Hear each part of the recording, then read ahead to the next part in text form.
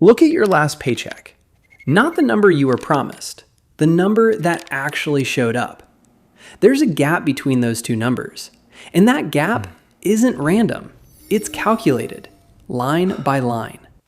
Before you ever see your money, a system has already decided how much of it you don't get to keep. Not permanently, but for now. Sometimes for months. Sometimes for years. Most people glance at that gap, shrug, and move on. But if you actually understood what's happening in those few lines of deductions, you'd realize something uncomfortable. The paycheck isn't just a number, it's a machine. And you've never seen how it works. Here's what you've probably been told. Taxes come out, insurance comes out, maybe retirement comes out. That's just how paychecks work. Nothing to think about. But what if I told you that almost every line on that pay stub exists because of a decision made decades ago by people who are not you, optimizing for outcomes that are not yours? What if the order those deductions happen in, the defaults that were chosen for you, and the timing of when money leaves your account were all designed with someone else's interests in mind first? Not in a sinister, smoke-filled room way. Nothing that dramatic. Just quietly, structurally. The way a building's foundation shapes everything built on top of it, even after everyone's forgotten why it was poured that way. By the end of this, you'll look at your paycheck differently. Not with anger necessarily, but with clarity. And clarity is the first thing this system doesn't want you to have. Before we go further, if you've ever stared at your pay stub and felt like it was written in a language you weren't meant to understand, you're not alone, and this video is for you. Subscribe now, because next week we're going to open up a different drawer in this same machine, the one that decides how your retirement account actually grows, or doesn't. Now, let's open this one. Part 1, the number before the number. Every paycheck starts with a number that doesn't exist. It's called your gross pay. It's the number in your offer letter, the number you negotiated for, the number that feels like yours. But that number was never going to land in your account. Not in full. Not even close in most cases. Before it reaches you, it passes through a sequence, a series of subtractions, each one governed by its own set of rules, its own formulas, its own quiet assumptions about what you need, what you'll use, and what you'll never notice is missing. Let's walk through that sequence, not to scare you, just to see it, really see it for the first time. Part 2, FICA. Why? Because under withholding creates a problem. If too little is taken out, you might owe a large lump sum come tax season. Money you may not have set aside, creating stress, missed payments, even penalties. Over withholding doesn't create that problem. It creates a different one that's much easier to live with and much easier to overlook. You get a refund, and refunds feel good. They feel like winning, like the system gave you something. But a refund isn't a gift. It's a return of money that was never owed in the first place. Money that sat untouched, doing nothing for you for months at a time. If you'd kept that money in your own account instead, even a basic, boring savings account, it would have earned something. Interest. Small maybe, but something. Instead, it sat in a government account, earning nothing for you until it was returned months later as a check you were taught to be grateful for. Multiply that by the roughly 200 million paychecks issued in this country every single pay period. Multiply it by the months that money sits unused before it's returned. That's not a conspiracy. It's not anyone stealing from you in a legal sense. It's just a default, a formula, a cushion built into a system that nudges millions of people every year into voluntarily lending money, interest-free, without ever realizing they agreed to it. Part 4, the forms nobody reads. Here's where it gets more personal. You can change this. The W-4 form isn't permanent. You can update it, adjust your withholding, get closer to a number where you owe nothing and are owed nothing, where your paycheck reflects as closely as possible what you actually earned and what you actually owe. So why don't more people do this? Part of it is the form itself. The W-4 isn't exactly intuitive. It uses language most people don't encounter anywhere else. Allowances in older versions or worksheets involving multiple jobs, dependents, deductions, and credits in the newer ones. For someone without a background in tax law, it can feel like trying to read a contract in a foreign language. Part of it is timing. You usually fill this form out on your first day at a new job. A day full of paperwork, full of decisions, full of just sign here. It's not exactly the moment most people choose to sit down and do tax planning. And part of it, maybe the biggest part, is psychological. The system doesn't need you to misunderstand withholding. It just needs you to not think about it. To see a slightly smaller paycheck every 2 weeks as normal, unremarkable background noise. And to see a refund every spring as a pleasant surprise, a bonus, a reward, the government's gift to you. That framing does a lot of work. It turns a quiet, ongoing transfer of money from you to a government account and back to you months later with no interest, into something that feels like the opposite, like you're getting money instead of getting back money you never should have given up in the first place.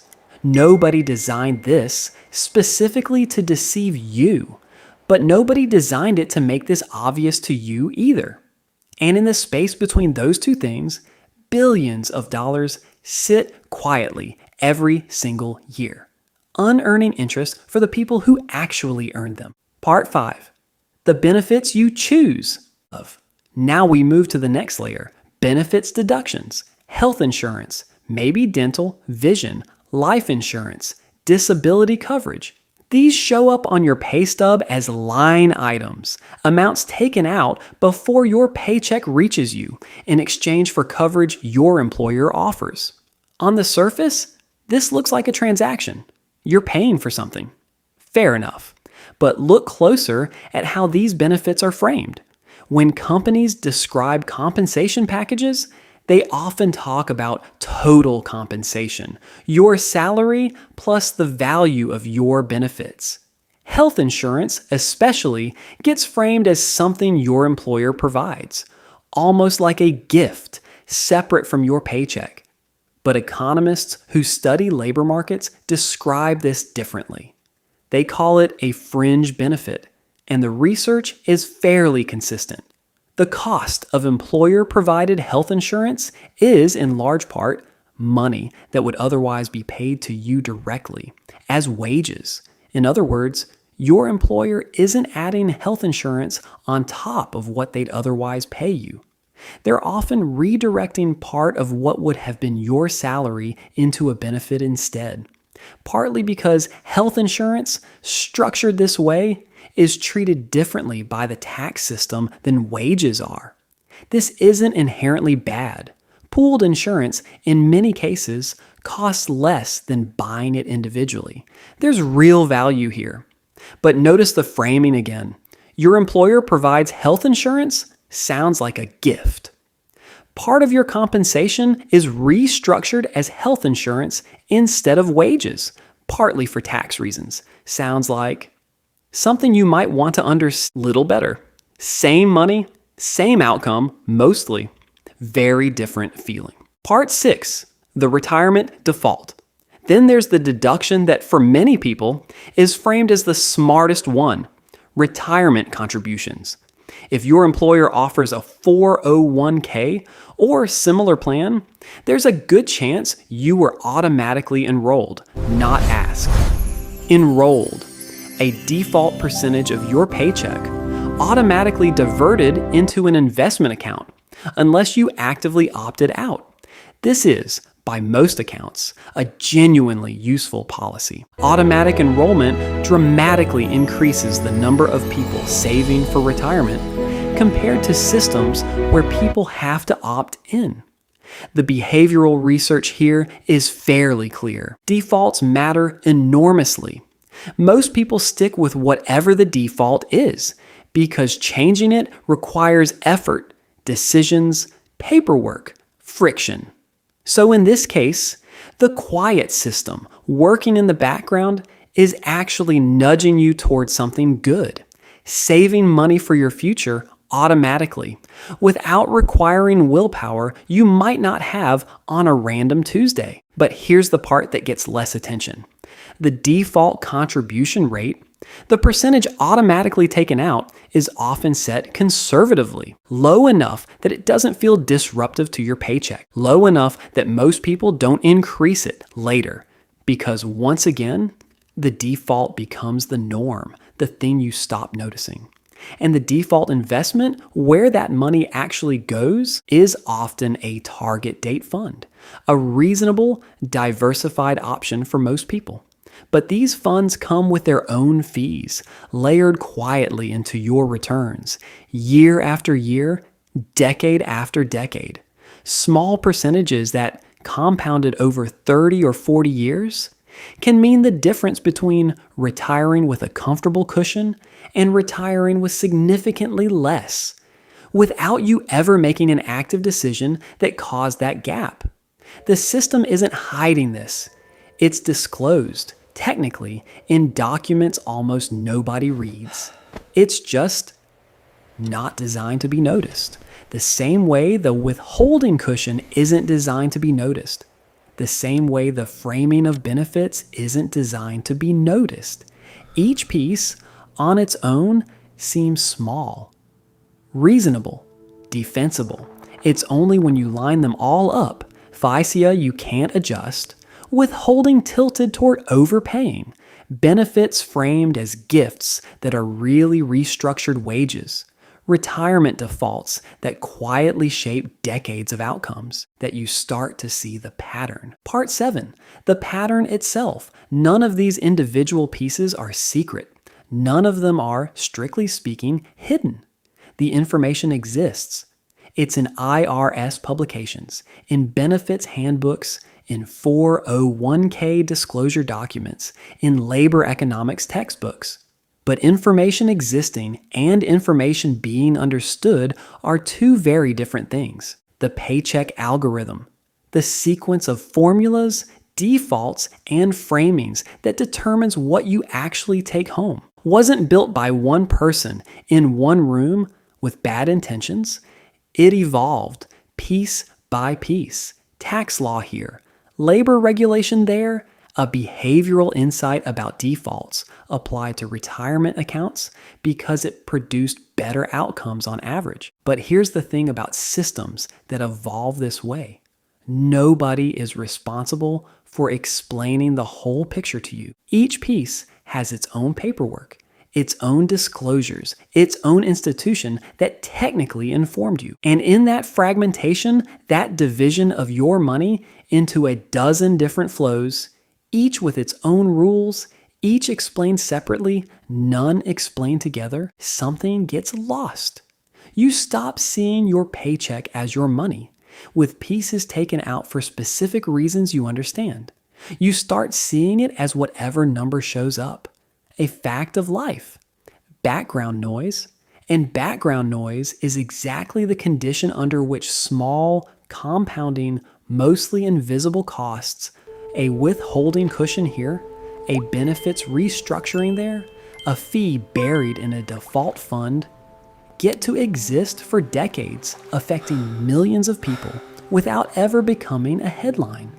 Not because anyone is hiding it, but because nobody benefits from you looking closely, except you. So here's where this leaves you. You can't opt out of FICA. That's not changing. But you can look at your W-4 and ask whether your withholding actually matches what you'll owe, or whether you're quietly lending money interest-free every single year. You can look at your benefit statement and understand what total compensation really means, not as a gift, but as a structure. And you can look at your retirement contribution rate not as a fixed fact, but as a default someone else chose. that you're allowed to change. None of this requires outrage. It just requires looking. If this gave you a clearer picture of where your money actually goes before it ever reaches you, subscribe. Because next week, we're following that money even further into the accounts, the funds, and the fees that shape